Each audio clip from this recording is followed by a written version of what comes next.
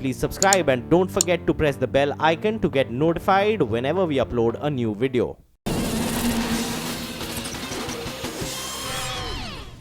Hello, welcome to Awaaz over drive. मैं हूं मुग्धा मिश्रा। आज के शो में हम आपको दिखाएंगे नई मर्सिडीज एस क्लास की टेस्ट ड्राइव, यामाहा R15 पहले से कितनी बेहतर, फरारी ने लॉन्च की 812 सुपरफास्ट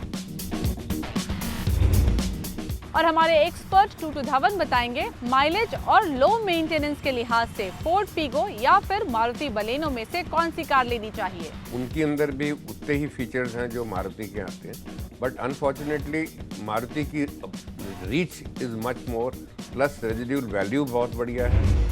हम हैं निज़ामों के शहर हैदराबाद में, चलाने पहुंचे हैं उतनी ही रॉयल कार एस क्लास। नई एस क्लास में बहुत कुछ खास है, लेकिन सबसे बड़ी खास बात है इसका इंजन, जो कि BS6 इंजन है। और ये इंजन कैसे काम करता है ये भी मैं आपको बताऊंगी, लेकिन सबसे पहले बात करते हैं इसके लुक्स की।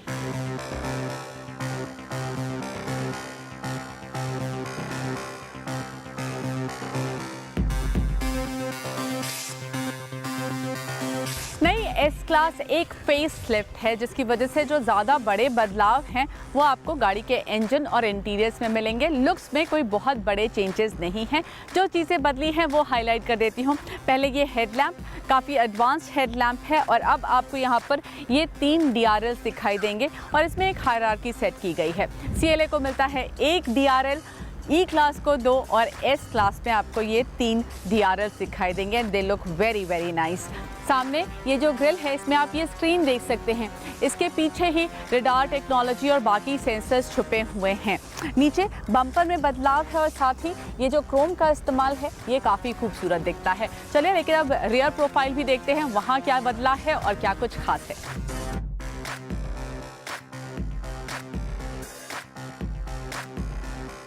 रियर में टेल लैंप पर वर्क किया गया है।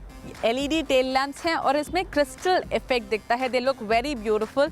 नीचे क्रोम प्लेटेड ट्विन एग्जॉस्ट है और यहाँ पर भी साइड में भी आपको ये क्रोम की लाइन दिखाई देगी। जो विंडो का आउटलाइन है वो भी हाईलाइटेड है। डोर नॉब्स भी क्रोम में आपको मिलेंगे और ये 17 इंच के अलॉय व्हील्स, जिनका स्टार शेप डिज़ाइन काफ़ी खूबसूरत दिखता है। एस क्लास है सिनोनिम्स विद लग्जरी और गाड़ी भी इसी हिसाब से डिजाइन की गई है। गाड़ी के लुक्स अंडरस्टेटेड हैं और जोर है एलिगेंस पर। It does have a commanding presence. नया ग्रिल गाड़ी को चौड़ा दिखाता है। मल्टी बीम हेडलैम्प में ट्रैफिक के अनुसार बीम स्ट्रेंथ बदल जाती है। फॉर एग्जाम्पल, अगर ट्रैफिक नहीं है और गाड़ी की स्पीड 40 kmph से ज़्यादा है तो अल्ट्रा हाई बीम एक्टिवेट हो जाती है, जिससे बेहतर विजिबिलिटी मिले। 84 LED इंडिविजुअली कंट्रोल होते हैं, जिससे ये पॉसिबल हो पाता है। इंटीरियर्स में पूरा फोकस है कंफर्ट पर। There is a lot to talk about in S Class interiors। सबसे पहले बहुत ही बेहतरीन क्वालिटी के लेदर का इस्तेमाल हुआ है इसकी अपहोल्स्ट्री में। वेंटिलेटेड सीट्स हैं और इनमें मसाजिंग फंक्शन भी है।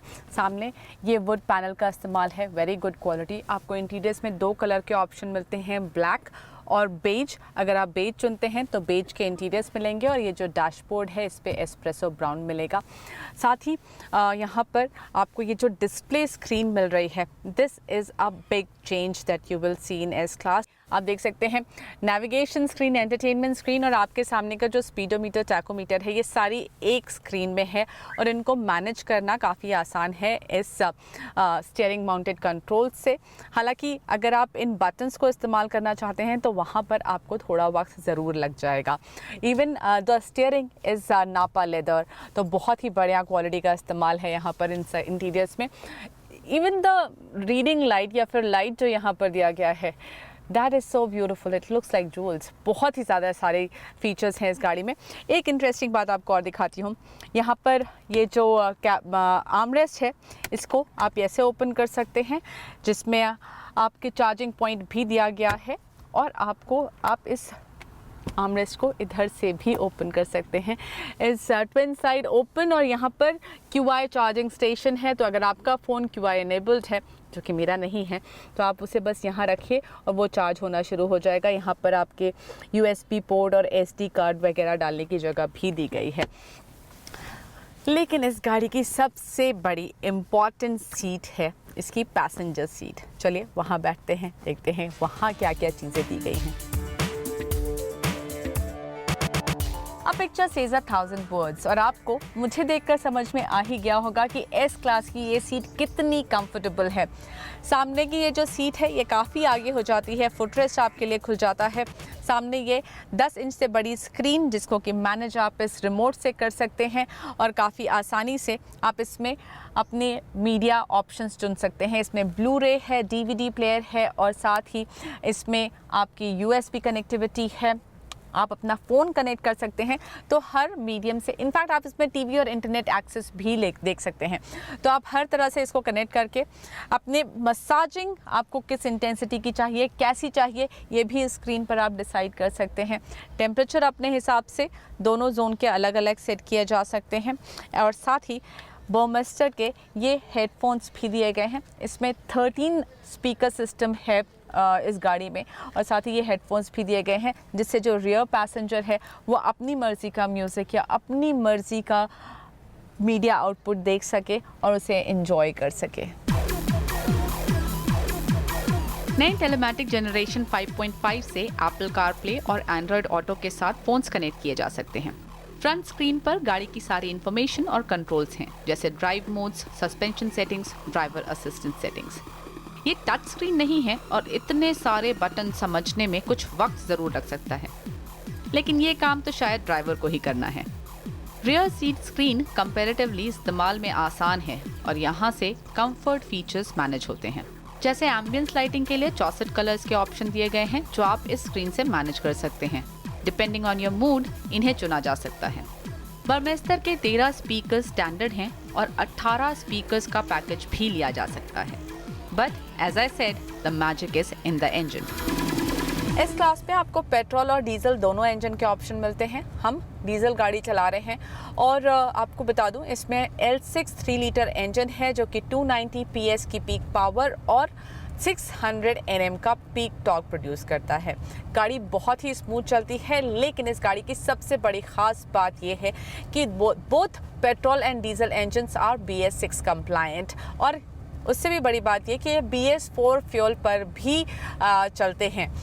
इसका एक बड़ा रीज़न ये है कि इसमें एक लिक्विड पड़ता है AdBlue, जो कि फ्यूल को क्लीन कर देता है, जिससे एमिशंस जो हैं वो काफ़ी कम हो जाते हैं और वो BS6 एमिशन नॉर्म्स को मीट कर पाती है।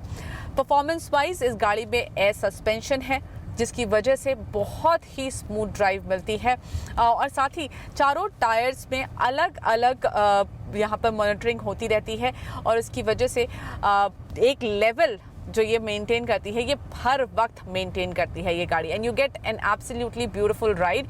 इसके साथ साथ आपको ये भी बताऊं कि इस गाड़ी में 2 सस्पेंशन मोड्स हैं, स्पोर्टी एंड साथ ही कंफर्टेबल। स्पोर्टी में अगर आप 100 km/h की स्पीड से ज़्यादा तेज़ जाते हैं तो 220 mm तक ये गाड़ी की हाइट कम हो जाती है, और कंफर्ट में ये हाइट जो है चेंज होती है 120 kmph के ऊपर। ऑटोनमस टेक्नोलॉजी भी ये गाड़ी कुछ मायनों में अडॉप्ट करती है। ड्राइवर का काम आसान करने के लिए काफ़ी सारे फीचर्स हैं।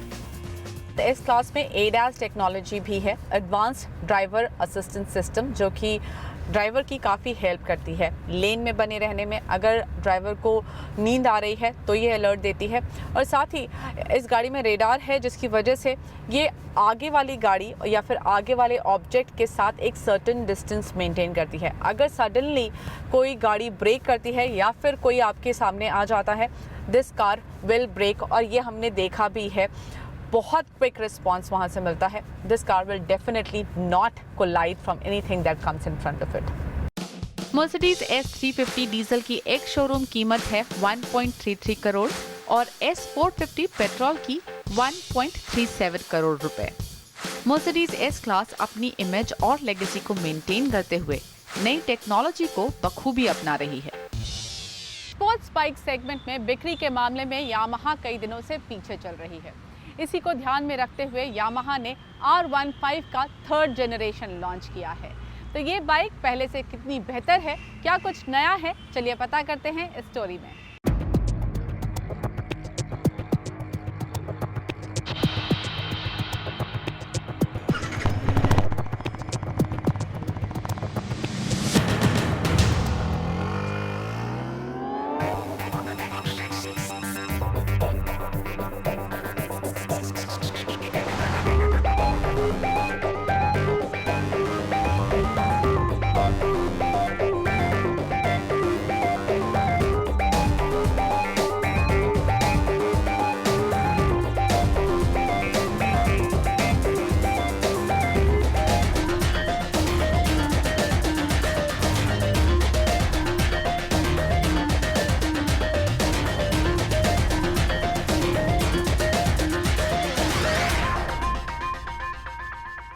यामाहा की R15 देश की पहली मोटरसाइकिल जिसने 2008 में लॉन्च होने के बाद एंट्री स्पोर्ट बाइक सेगमेंट में तहलका मचा दिया था। और तहलका मचाने के पीछे 3 बड़ी वजह है। पहला है लुक्स मामले में आज भी और 10 साल पहले भी ये स्पोर्ट्स बाइक की तरह दिखती थी। दूसरा इसकी परफॉर्मेंस के मामले में ये बाइक इस सेगमेंट की सभी बाइक्स के मुकाबले काफ़ी बेहतर है। और तीसरा अफोर्डेबल प्राइस अफोर्डेबल मैं नहीं कहूँगा, क्योंकि जब ये बाइक 2008 में लॉन्च हुई थी उस समय इसकी कीमत थी करीब 1 लाख रुपए। और ठीक इसके लॉन्च होने के बाद कुछ दिन बाद लॉन्च हुई थी टाटा की नैनो और उसकी भी कीमत थी 1 लाख रुपये। खैर, मैं उस संदर्भ में नहीं जाऊंगा, मैं आपको ये बताऊंगा कि वर्जन 2 के मुकाबले कितनी बेहतर है और वर्जन 3 में क्या नया है।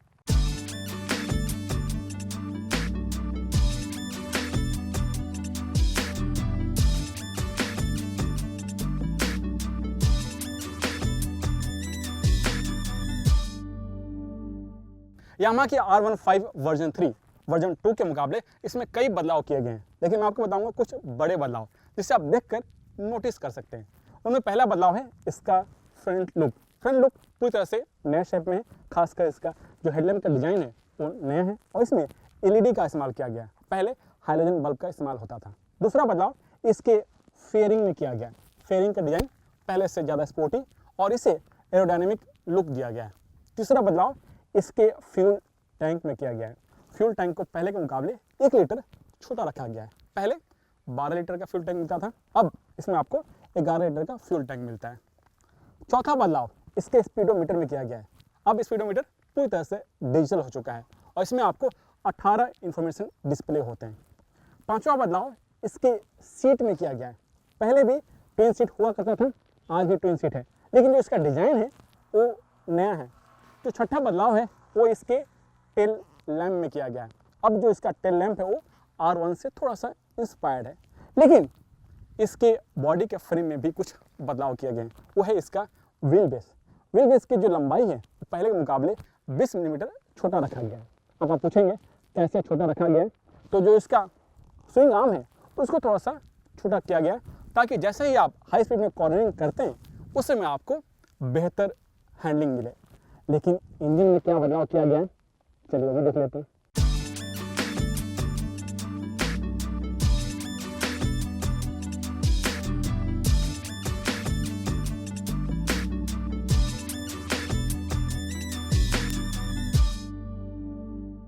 यामाहा R15 वर्जन 3 के इंजन में भी कई बदलाव किए गए। यहाँ तक कि मैं कहूँगा कि जो इसका इंजन है वो पूरी तरह से नया है, क्योंकि इसमें बोर, यहाँ तक कि क्रैंक रोड और कई इंटरनल जो पार्ट्स हैं उसको रीडिजाइन किया गया है। और इसमें 2 नए टेक्नोलॉजी को इनबिल्ड किया गया है। पहला है स्लीपर क्लच, दूसरा है VVA यानी वेरिएबल वाल्व एक्चुएशन। इससे फ़ायदा ये होता है कि जैसे ही आप लो रेंज में रहते हैं, जो इंटेक का साइज़ है छोटा होता है, और जैसे ही आप 7400 से ज़्यादा RPM पर जाते हैं तो जो इंटेक का साइज़ है वो बढ़ जाता है। इससे आपको ज़्यादा पावर और ज़्यादा एक्सेलरेशन मिलता है और माइलेज भी बेहतर मिलता है। इंजन की जो कैपेसिटी है वो है 155 सीसी, पावर आउटपुट 19.3 bhp, वो भी 15 न्यूटन मीटर। लेकिन इसकी हैंडलिंग कैसी है, परफॉर्मेंस कैसी है, चलिए मेरे साथ रेसिंग ट्रैक पर।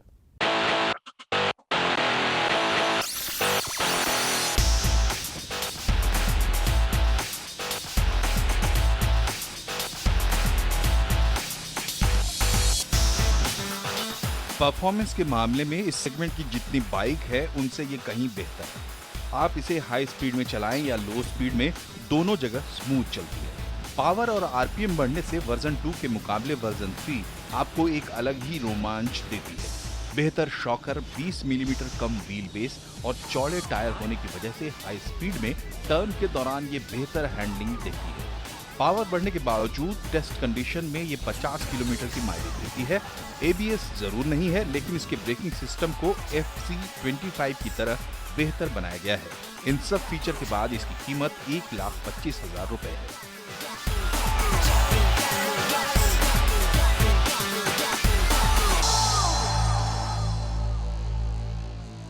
यामाहा R15 वर्जन 3 की स्टोरी यहीं पर खत्म नहीं होती। आप चाहें तो इस बाइक को और भी पर्सनलाइज कर सकते हैं। इसके लिए कंपनी इसमें कई एक्सेसरीज का भी ऑप्शन दे रही है। उनमें शामिल है seat cover, exhaust, side guard और टायर। इन सबको लगवा करके आप इस बाइक को और भी स्पोर्टी लुक दे सकते हैं। खबरों में फरारी ने लॉन्च कर दी है 812 सुपरफास्ट, वहीं बाइक सेगमेंट में टीवीएस लेकर आ गई है RTR 160।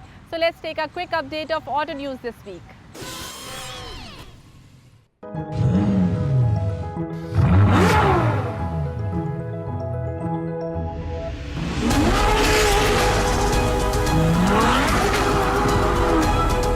रफ्तार के दीवानों के लिए फरारी ने 812 सुपरफास्ट को देश में लॉन्च कर दिया है।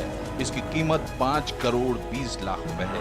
फरारी 812 सुपरफास्ट में 6.5 लीटर का V12 इंजन लगा है जो 800 bhp पावर जनरेट करता है। इसकी टॉप स्पीड 340 किलोमीटर है, जबकि ये 0 से 100 किलोमीटर की रफ्तार 2.9 सेकंड में छू लेती है।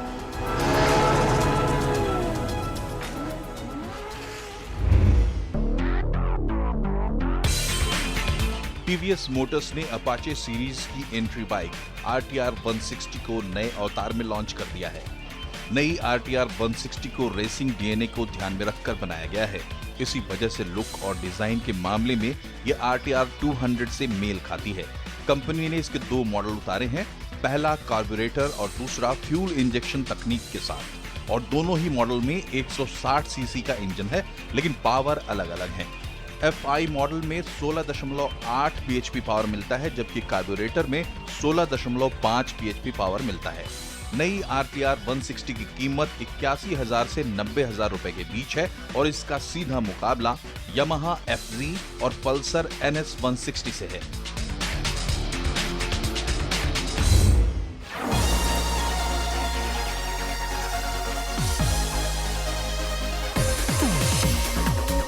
होंडा ने यंग जनरेशन को ध्यान में रखते हुए एक्स ब्लेड बाइक को लॉन्च कर दिया है। होंडा एक्स ब्लेड की कीमत 78,500 रुपए है। इसमें 160 सीसी का इंजन है जो 14 bhp पावर देता है। पावर इस सेगमेंट की दूसरी बाइक्स के मुकाबले जरूर कम है, लेकिन फीचर काफी ज्यादा है।